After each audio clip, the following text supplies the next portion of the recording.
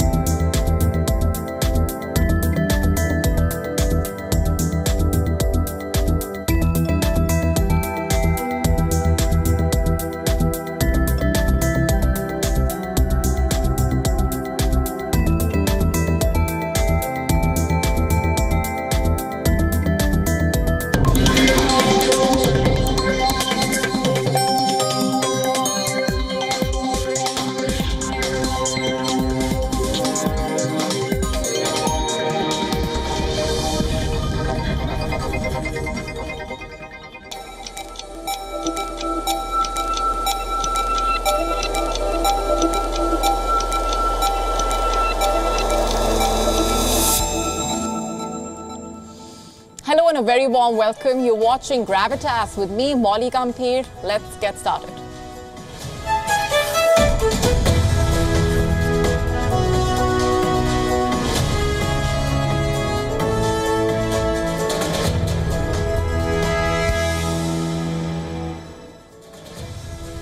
Tonight on Gravitas, we tell you how Israel has opened the Iran war front by killing the Hamas leader in Tehran. These are developments that have sent the situation in the region hurtling in a very dangerous direction. Are things now headed towards a point of no return? That's our top story tonight, and here's a look at what else is lined up for you on the show. Is Canada the weak link in the NATO? We tell you why this question is being asked. What caused the Kerala landslides and the resultant devastation? What's the latest from on the ground? We get you a special report. We also get you 3 special stories from the Olympics. 3 stories with different flavors, ranging from a row over pineapple pizza to stories celebrating women power and resilience at the Olympics, to the story of one Indian athlete who is standing out for multiple reasons. The story of shuttler Lakshya Sen. You do not want to miss this. All this and more coming up tonight.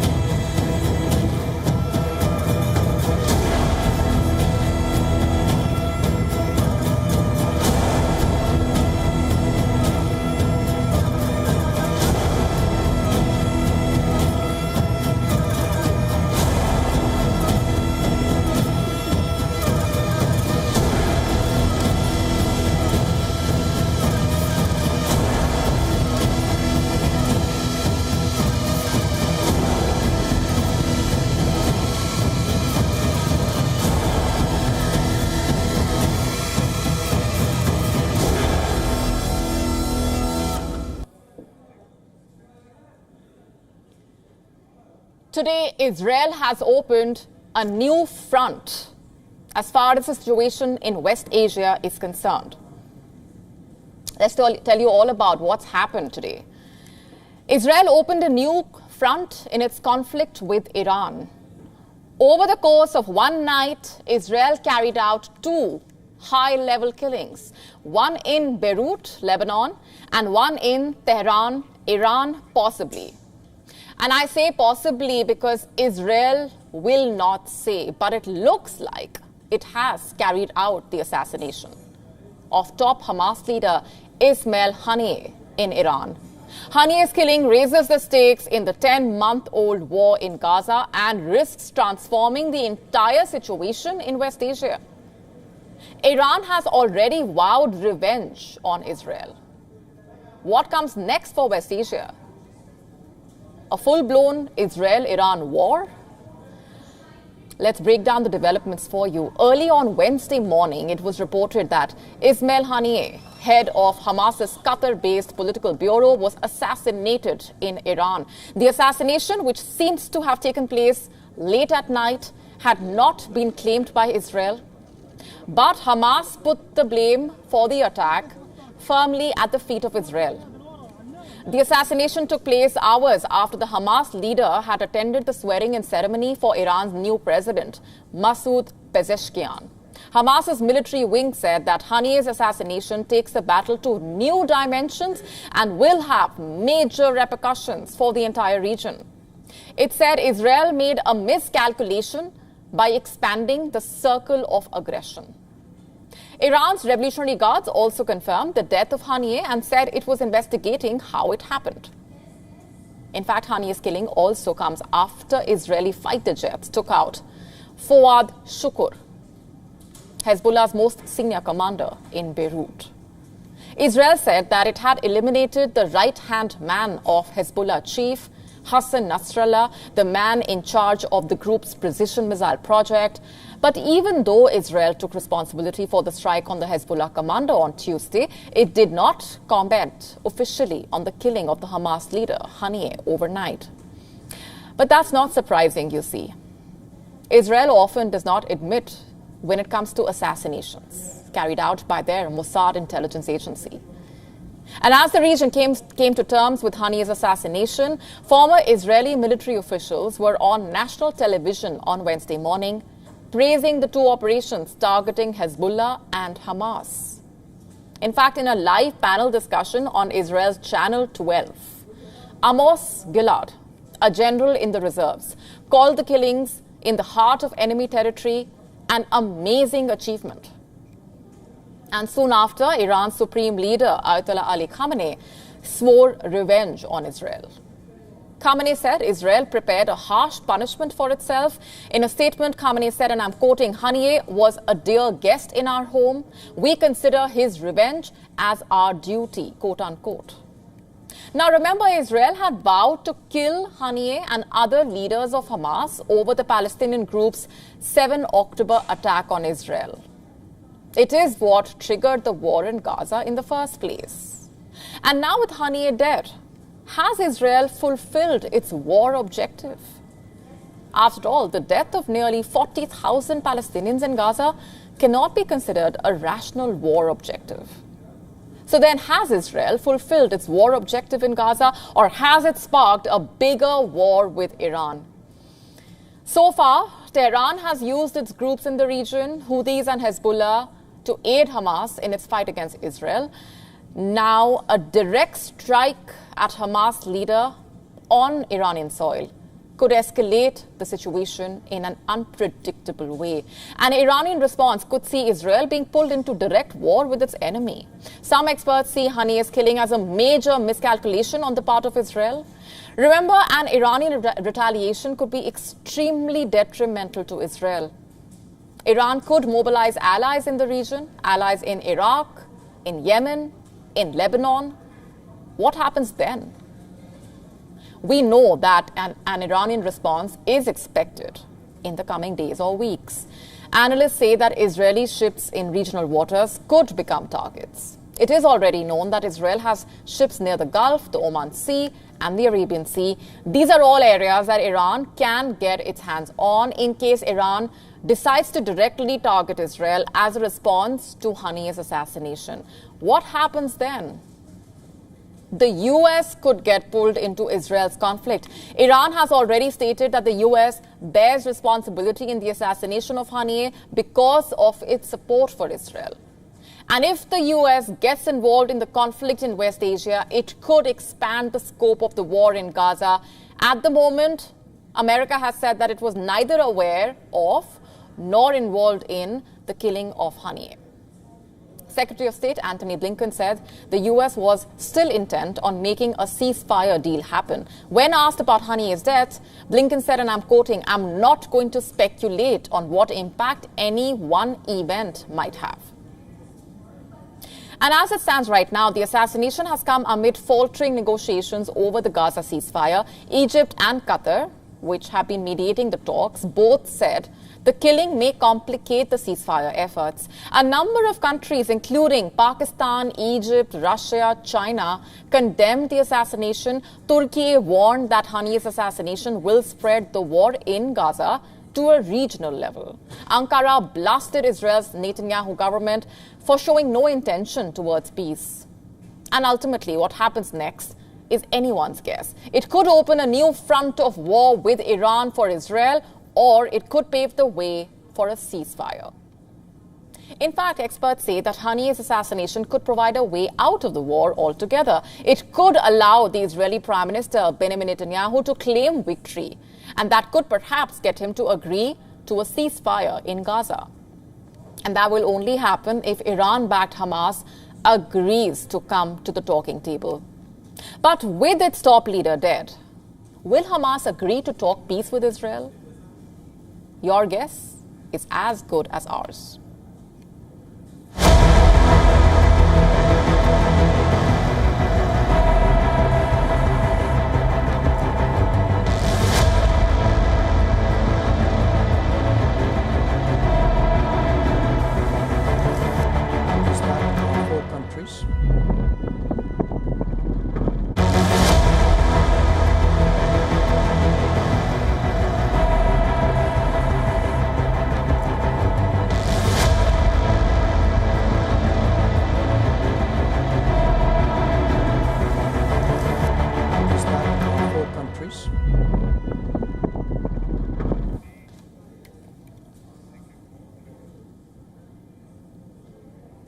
Is China preparing for another intrusion into Ladakh?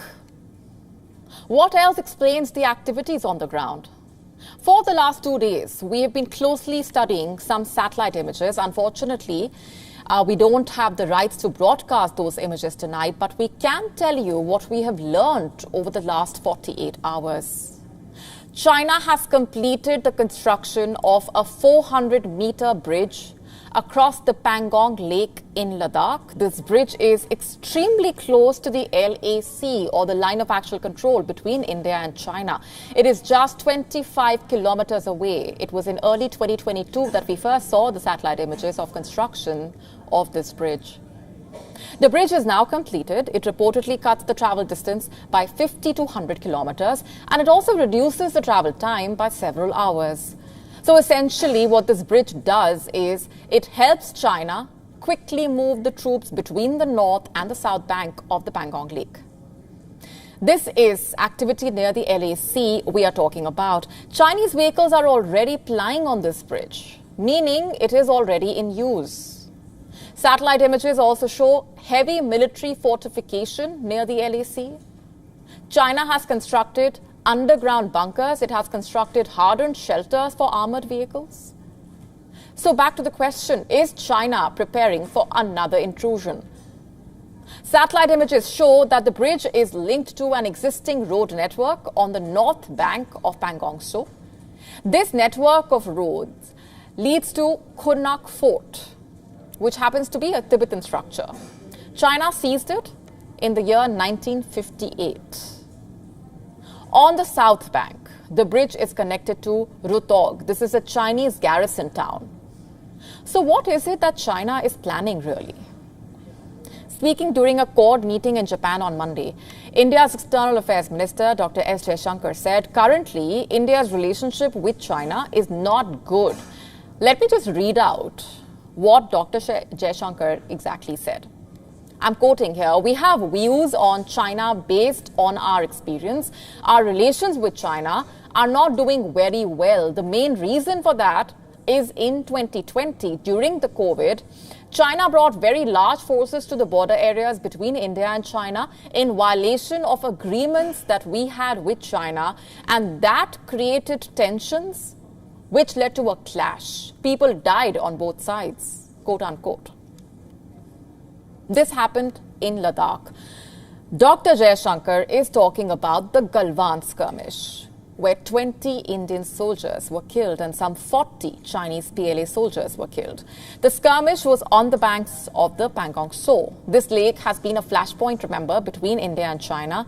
In August 2020, China reportedly unilaterally tried to change the status quo on the southern bank of Pangong Tso. And now you have Chinese actions hinting at another attempt at an intrusion. Just note the timing of it all. These are the final months before winter. After October, any troop movement in the Himalayas becomes extremely difficult. Once the temperature falls, the edges of the Pangong Lake begin to freeze. And by mid-October, the lake is completely frozen.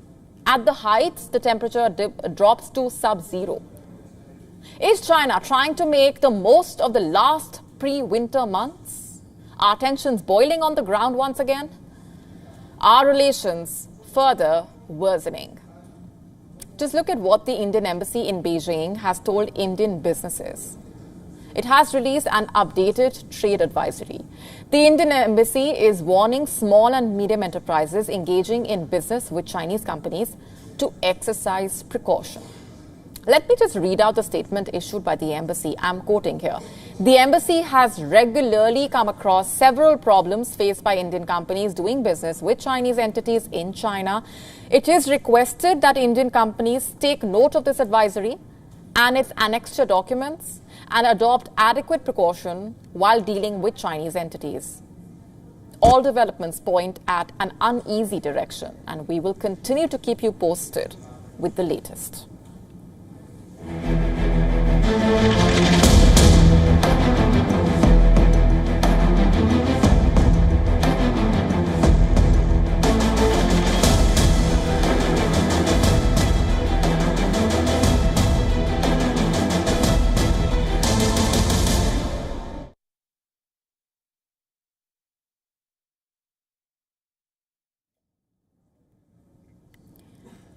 Let's now shift our focus to Canada. It has been exposed as the weak link in NATO. Let me explain this. Canada has an ambitious new plan to build up to a dozen new submarines to boost its desperately under-strengthened navy. And while that sounds great for Canada, the truth really is its plan to boost its submarine strength faces a number of challenges that could render it a pipe dream. You see, for a key member of the NATO, Canada has a neglected submarine force. Its submarine fleet, in fact, consists of just 4 Victoria-class diesel-electric attack submarines. They are aging and troubled, and only one is fully operational at any moment. That and the fact that Canada has never really prioritized its defense raises big questions. Will Canada be able to step up when the NATO needs it to? As of now, details of the submarine acquisition are not clear. Canada is looking for boats that will be conventionally powered and under ice capable. It's also not clear how many boats will be purchased or when they will arrive. But the fact that the ability of these submarines to operate under ice has been mentioned tells us what Canada is really looking for. Safeguarding its interests in the Arctic, where there is a race among countries like the US, Russia, China, we've been telling you about this, to secure new shipping routes and mineral resources.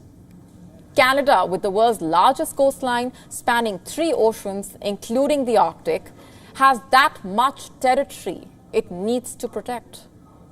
And add to that, Canada has commitments to the NATO, of course. Canadian submarines could be very useful for the defense of NATO territory, or for asserting NATO presence in contested Arctic waters.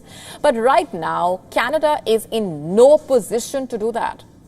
And for that, Canada has received a lot of criticism within the NATO, accused of riding on NATO's coattails for far too long. Canada is under mounting pressure from allies, including the US, to increase its military spending. You see, Canada continues to fall short of the target set out for all NATO members. In fact, Republicans in the US Senate have expressed shock over the failure of capable allies like Canada to reach the alliance's 2% requirement defense spending target. Canada, a founding member of the NATO, ranks 7th overall in the amount of money spent on defense among the 32-country alliance. It falls way short of the alliance's doctrine. NATO members are required to spend at least 2% of their GDP on military. But Canada spends only about 1.34% of its GDP on its military. And by contrast, the UK spends just over 2%, while the US spends nearly 3.5%. No wonder then, new submarines as part of efforts to boost military might is just what Canada needs. New submarines, especially ones equipped with cruise missiles, would give Canada a much-needed, potent land attack capability. Submarines would also enable Canada to support NATO and even Pacific operations, like contributing warships to any US-led coalition to defend Taiwan from Chinese invasion.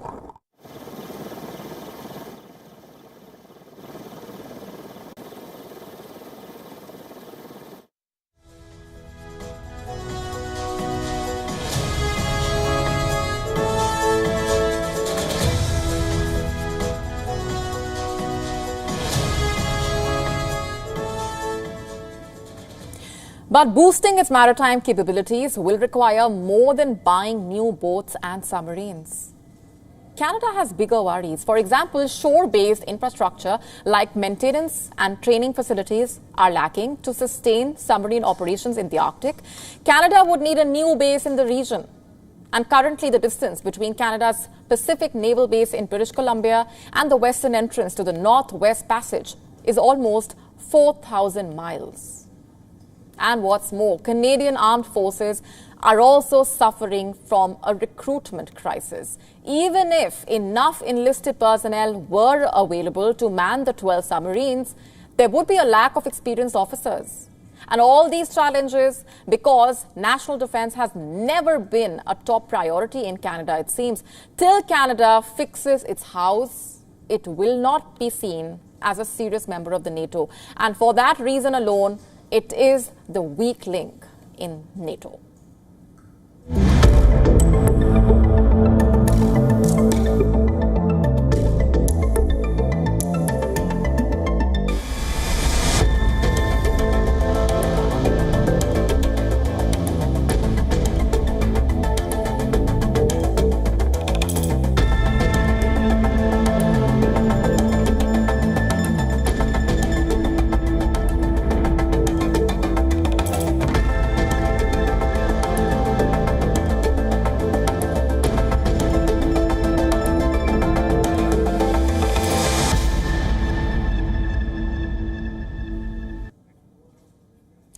We now shift our attention to Kerala, where landslides have claimed around 170 lives, and rescue efforts continue to be a challenge.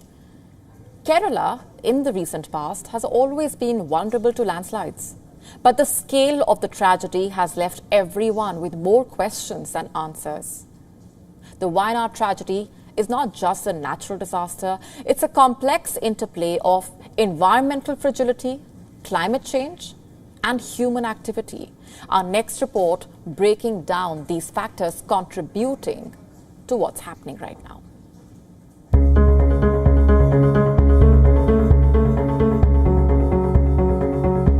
On Tuesday, multiple landslides ravaged the Wayanad district in Kerala, marking one of the worst disasters in recent years. Around 170 lives have been lost.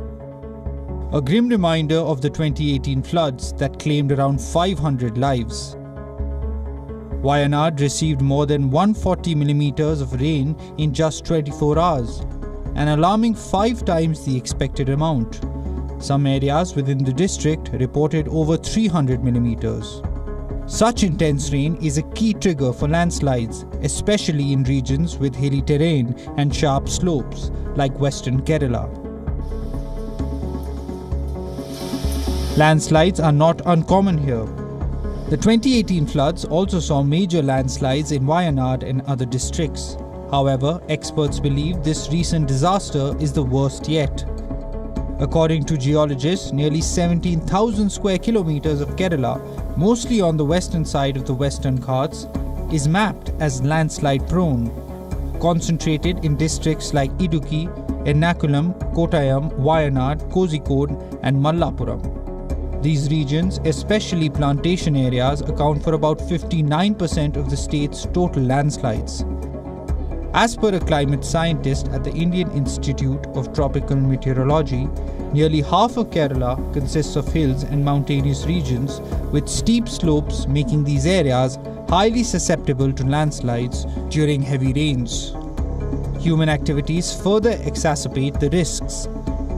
Once thick forests of the Western Ghats have been replaced by rubber plantations, which lack the root strength to hold the soil together. Furthermore, construction activities, construction of roads and culverts in vulnerable areas make matters worse, leading to flash floods and landslides. In July 2022, the Ministry of Earth Sciences informed the Lok Sabha that Kerala witnessed the highest number of major landslides in the country over the past 7 years. Of the 3,782 landslides reported between 2015 and 2022, nearly 60% occurred in Kerala. According to reports, 2 expert committees had recommended demarcating the areas where the landslides occurred in Wayanad on Tuesday as ecologically sensitive areas. This could have regulated human activities and protected the fragile ecology. However, this never came to fruition, largely due to protests driven by fears of restrictions on cash crop cultivation and development projects. As the search for answers continues, around 500 to 600 personnel from the NDRF team, Army, Navy, State Police, forest officials and volunteers have been carrying out rescue operations and assisting those stranded. But relentless rains and strong winds have significantly hampered rescue operations. According to the IMD, surface winds up to 50 km per hour prevailed in Wayanad on Wednesday, alongside heavy to very heavy rain. IMD has warned of a similar prediction for Thursday as well, meaning the search and rescue teams will continue their operations in challenging conditions.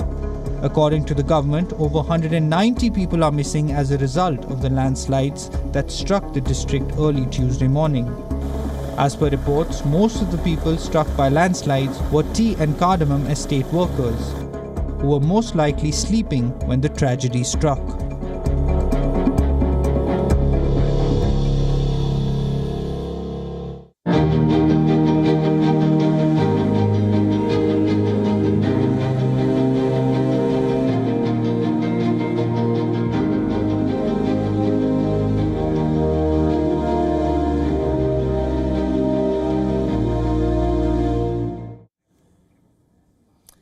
Shifting focus now to the 2 NASA astronauts stuck in space for over a month now. Sunita Williams and Barry Wilmore have been on the International Space Station for over 50 days. While efforts are being made to bring them back home, the astronauts are losing bone density and muscle mass while in space.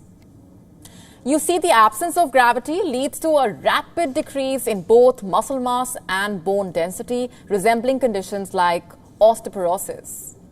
For the astronauts stuck in space, this phenomenon is a major concern. Despite adhering to rigorous exercise regimes designed to counteract these effects, bone loss remains an inevitable consequence of prolonged space missions. In microgravity, bones no longer bear weight, which basically means they lose density as they are not subjected to the same stresses they experience here on Earth. And this leads to thinning of bone tissue, which then increases the risk of fractures. Williams and Wilmore's extended stay in space has worsened these issues. Their bone density could be decreasing at a rate faster than on Earth. But that's not all. Microgravity presents several health challenges for astronauts, worsened especially by extended stay in space. Among others, fluid redistribution is also a concern. It leads to facial puffiness, decreased fluid volume in the legs, and these changes can disrupt cardiovascular function, complicating blood pressure regulation when they return to Earth. Microgravity also affects the urinary system. Fluid shifts and altered metabolism increase the risk of kidney stones. Further, hormonal changes and shifts in the gut microbiota can further complicate nutrient absorption and overall health. And what's more, astronauts in microgravity also experience changes in spatial orientation, balance, coordination. Space motion sickness is common initially, but usually resolves as the astronauts adapt. If that is not enough, space missions can expose astronauts to higher radiation levels than on Earth, and that increases the risk of DNA damage and cancer. Currently, NASA is closely monitoring the health of the astronauts. Additionally, research is ongoing to develop more effective countermeasures, such as pharmacological treatments and advanced exercise protocols. Needless to say, the longer Sunita Williams and Barry Wilmore stay in space, the higher the risk to their health upon returning to Earth. In a bold display of military might, Russia has launched its third series of exercises involving tactical nuclear weapons. Moscow has initiated a fresh round of military exercises involving tactical nuclear weapons amid its ongoing standoff with the West over the Ukraine conflict. These drills, the third such series this year, underscoring Russia's determination to project its nuclear might as a deterrent against Western support for Kiev. Russian forces held similar nuclear drills in a month of May and June, in May and June. The Russian defense military announced that units from the central and southern military districts armed with Iskander short-range missiles are participating in these exercises. The drills will basically simulate the entire process of nuclear deployment, from retrieving weapons from storage to positioning them at designated launch sites. Moscow asserts that these exercises are crucial for maintaining combat readiness among the troops. The Kremlin describes these drills as a response to NATO statements suggesting potential strikes on Russian territory using Western weapons and the possible deployment of Western troops to Ukraine. Tactical nuclear weapons, which include bombs, warheads for short-range missiles, and artillery munitions, are designed for battlefield use and are generally less powerful than strategic weapons. Strategic weapons, like intercontinental ballistic missiles, are intended for large-scale destruction capable of obliterating entire cities. While Russian leadership has repeatedly asserted that nuclear weapons are not essential to achieving its objectives in Ukraine, the continued emphasis on these capabilities serves as a potent warning to the West. The potential for altering Russia's nuclear doctrine to lower the threshold for their use further heightens the tensions and raises the specter of catastrophic consequences.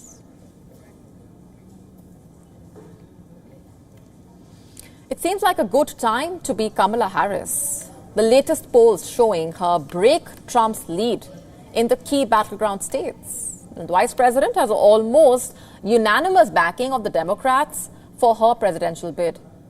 Her war chest has gone up by over $200 million in just 1 week. We told you about this. And now Republicans, particularly white men, are leaning towards Harris, less than 100 days ahead of the U.S. election. You heard that right. As Harris's hastily put together campaign picks up momentum, there is an unlikely group also rallying in her support. In Wisconsin, one of the key swing states, billboards with faces and testimonials of Republican-leaning white males supporting Harris are being featured. Their message to Republicans that have signed off on having Trump's endorsement realize that the policies that he endorses and the program he has enunciated for our country is absolutely antithetical to anything that stands for America. The billboards and a minute-long ad are part of a campaign that is run by a group called Republicans Against Trump. Republicans Against Trump. The effort basically is meant to target voters in the swing states of Michigan, Pennsylvania, and Wisconsin who are conservative-leaning independents or undecided. A $500,000 campaign in Michigan, Pennsylvania, and Wisconsin, amplifying the voices of former Trump voters who are going to be supporting Kamala Harris. this November. We're also running a 60-second ad on streaming platforms and on digital platforms, featuring dozens of these former Trump voters making the case against a second Donald Trump administration. Harris's in-person rallies are not the only ones that are star-studded campaigns. On Monday, a live video call event urging white men to vote for the 59-year-old Democrat raised about $4 million in just one night. Over 190,000 people attended the event called White Dudes for Harris. In fact, celebrities including Star Wars actor Mark Hamill and singer Josh Groban were in attendance. The events and campaigns reveal a rather interesting voter dynamic emerging just a few months ahead of the November 5 elections, which many experts and analysts are referring to as the least predictable election yet.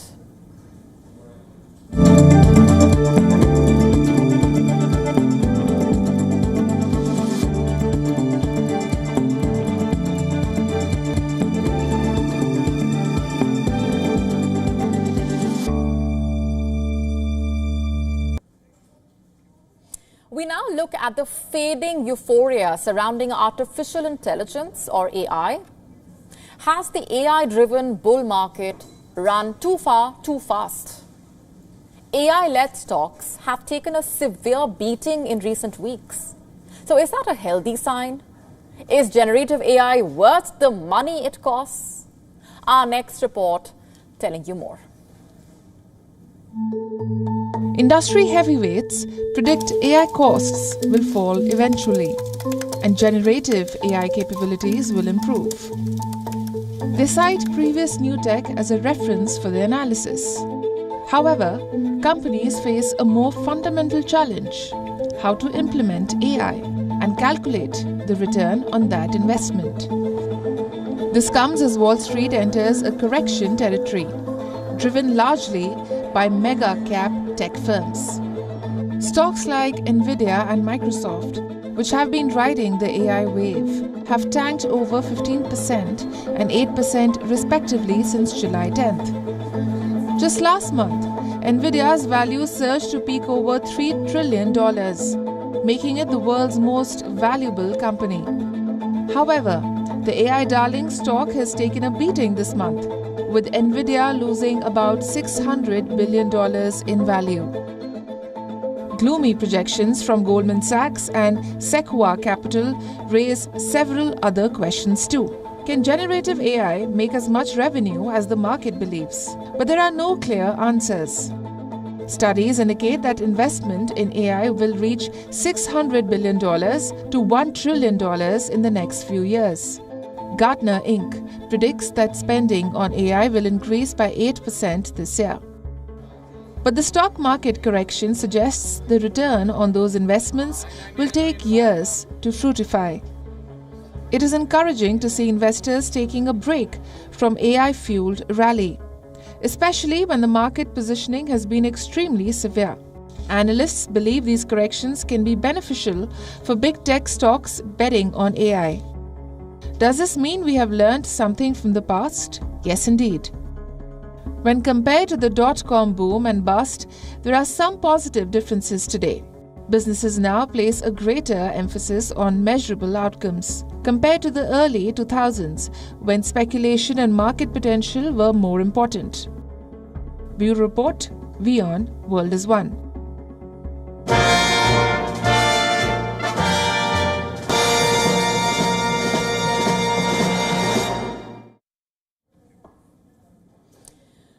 Let's now get you stories from the world of Olympics. There is a lot happening there.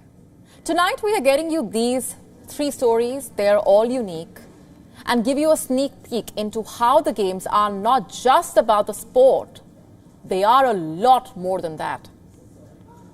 First up, we are getting you a culinary controversy. It's a tale of triumph, defeat, and a rather unexpected pizza topping. Picture this: the final bout of the men's foil at the Paris Olympics. Representing Italy, we have Filippo Macchi.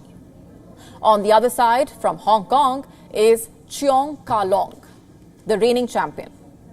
The tension is palpable, the stakes are high, of course, and every move is crucial. As the match unfolds, it's a back and forth battle, each fencer pushing the other to their limits. And with both athletes displaying extraordinary skill and determination, what's the final score? A nail-biting 15-14 in favor of Cheong Ka Long. It is victory for Hong Kong, but that's not where our story ends. In fact, that is where it starts. Losing an Olympic title is hard enough, but for Italians, the fallout was about to take a turn for the absurd. Enter Pizza Hut, Hong Kong and Macau branch, with an offer that set social media ablaze. Free pineapple toppings on their pizzas. Now, what's that about, you ask? Let's just put together the slices for you. Pineapple on pizza, as you may be aware, is a combination that has long divided food lovers around the world. It's a raging debate. You either love it or you hate it. The Pizza Hut Facebook post said, and I'm quoting, "All Hong Kong people are very happy and excited today," quote unquote. They declared celebrating not only Cheong's gold medal but also a bronze in the women's 200-meter freestyle swimming. While Hong Kong celebrated, Italy simmered. Italy has the most Olympic fencing medals for any part of the world, and Italians were disgruntled after referees ruled in favor of Hong Kong. There was controversy surrounding the final point, awarded only after referees replayed the footage on 3 separate occasions. The Italian Fencing Federation did not let the controversial final point slide. They announced plans to file a formal complaint labeling the refereeing unacceptable.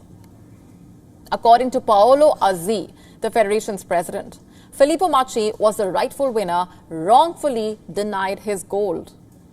But you see, the drama did not stay confined to the fencing strip or the Olympic committees. It also spilled over into the culinary realm. Italian fans, already upset by the defeat, found themselves at the center of a social media storm.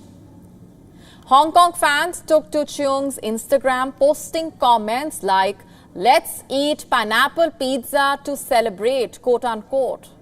It was a cheeky jab at Italian cuisine, adding fuel to the fire of an already heated situation. Now, interestingly, Macchi, for his part, refused to blame the referees. On social media, he shared a message of sportsmanship, quoting a mentor who had told him to always celebrate a medal, no matter what. But let's just step back here for a moment. Why all the fuss over pineapple on pizza? For many Italians, pizza is a sacred culinary art, and the idea of putting pineapple on it is nothing short of sacrilege. So what can we really take away from this saga?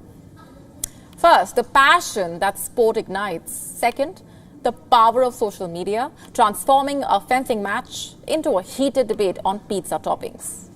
So what's next in this ongoing saga? Will the Italian Fencing Federation's complaint lead to any changes? Will pineapple pizza become a new favorite in Hong Kong?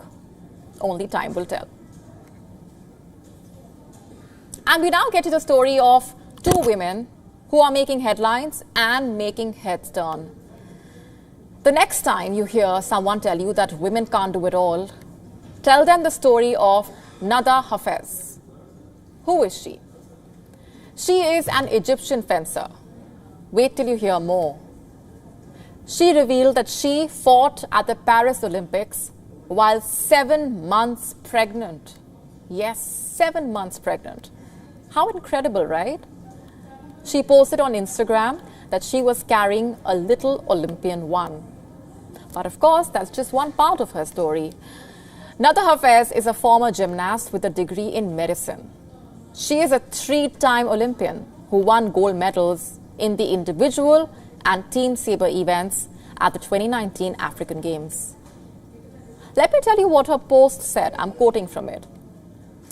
"My baby and I had our fair share of challenges, be it both physical and emotional." She went on to say, I'm quoting further, "The roller coaster of pregnancy is tough on its own, but having to fight to keep the balance of life and sports was nothing short of strenuous, however worth it. I'm writing this post to say that pride fills my being for securing my place in the round of 16, quote unquote. Now, let's just take a step back here and applaud her for doing what she has done. Being 7 months pregnant and competing at the Olympics. Hats off to her. It's an incredible feat that needs to be talked about. It's a story that deserves to be told. Here's another one. It's the story of Australian equestrian star Mary Jana. She is the oldest athlete at the Olympics. You know how old she is? 69 years old. These, by the way, are her 7th Olympics. 7th. Her Olympic debut was in Atlanta way back in the year 1996. Hannah may not actually compete in Paris. She is currently an AP athlete. What does that mean? Basically, she is a non-competing athlete and is on standby, for example, in case of injury. So for her, age really is just a number. These stories left me incredibly impressed. They are heartwarming tales, by the way. Speaking of age, there is a gap of over 5 decades between the youngest and oldest competitors at Paris. And let me just say this, these are just 2 of the many stories of women power, courage, determination, and resilience that are winning hearts and once again reminding us of the incredible strength of women power. And staying with the Paris Olympics, it was a fantastic day for India at the Paris Games. On Wednesday, Tokyo Olympic bronze medalist Lavlina Borgohain made a winning start, while Swapnil Kosale moved one step closer to securing India its 3rd medal of the Games. But one athlete who stood out was shuttler Lakshya Sen. The 22-year-old upset world number 4 Jonathan Christie to move into the quarterfinals.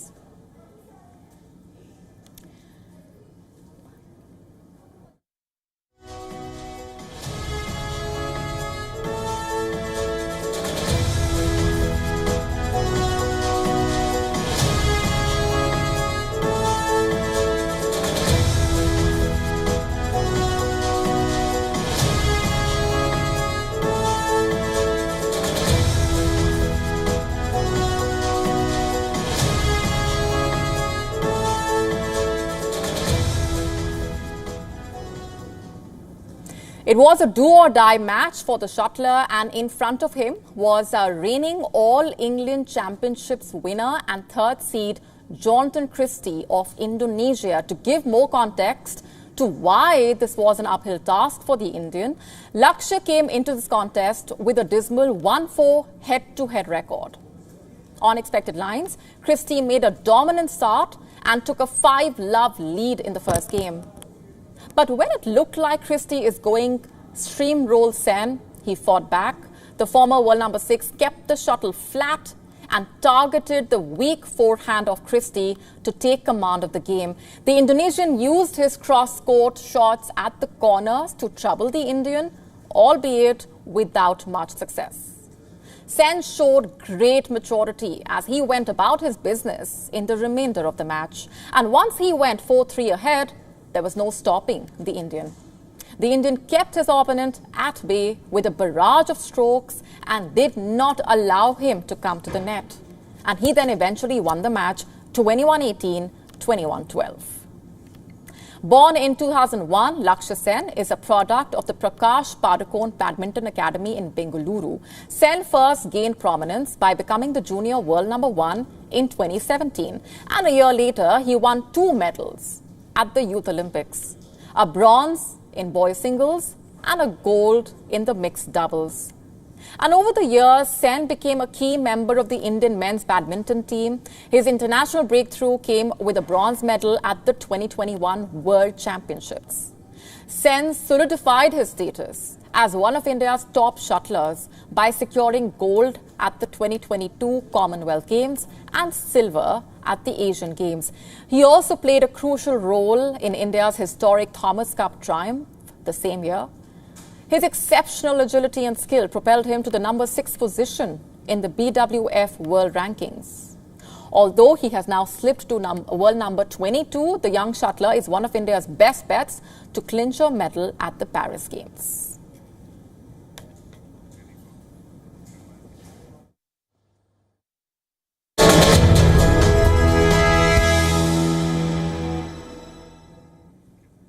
Time now for Gravitas Recall, and on this day, 60 years ago, NASA's Ranger 7 sent back stunning photographs of the moon for the first time. It was no small feat. This was a major turning point in the race to the lunar surface. It was also the first success after 13 failures in a row, and it came 5 years before man set foot on the moon.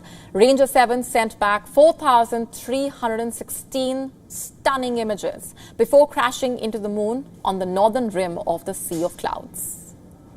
These images would prove to be of major help in identifying safe moon landing sites for Apollo astronauts. Ranger 7 was the first unequivocal success in U.S. efforts to explore the moon. It marked a major milestone in American deep space exploration. After a nominal course correction, on the 29th of July, 1964, Ranger 7 approached the moon precisely on target 2 days later. Just 15 minutes before impact, it began sending back spectacular photos of the lunar surface to NASA's Jet Propulsion Lab's Goldstone antenna in California. The last of 4,316 images was transmitted only 2.3 seconds prior to the impact on the 31st of July, 1964. The image resolution was, in many cases, 1,000 times better than photos taken from planet Earth. These images confirmed what is taken for granted today.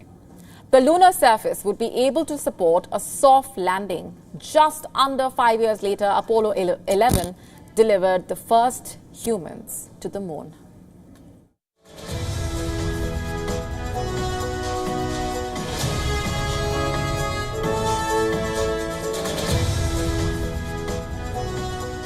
On that note, it's a wrap on this edition of Gravitas Tonight. This is me, Molly Gambhir, signing off. Thanks very much for watching.